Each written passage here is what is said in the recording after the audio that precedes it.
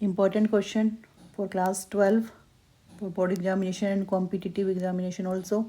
An alpha particle and a proton are accelerated from rest through some potential difference V.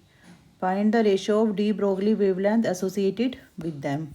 So we know that de Broglie wavelength equals to lambda equals to H upon M V, और यहाँ पर अगर हमें potential difference given है तो we can write 2m Q V. Q is the charge, V is the potential difference.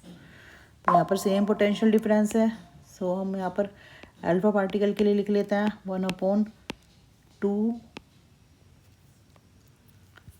अब यहाँ पर हम प्रोटॉन की टर्म्स में ले लेते हैं. तो अल्फा पार्टिकल का मास प्रोटॉन के मास का 4 टाइम्स होता है.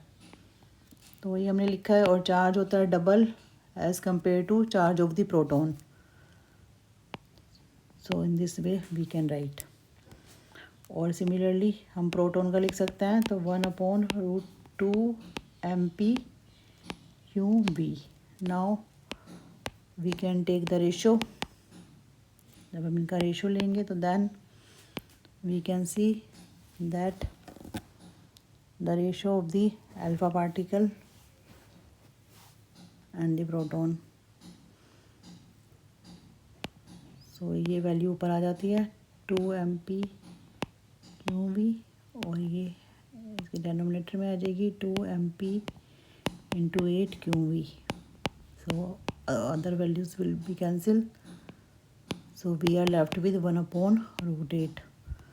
तो इट मीन्स अल्फा पार्टिकल और प्रोटॉन की जो वेव लेंथ है उसका रेशो कितना हो जाता है 1:2:2. Thank you.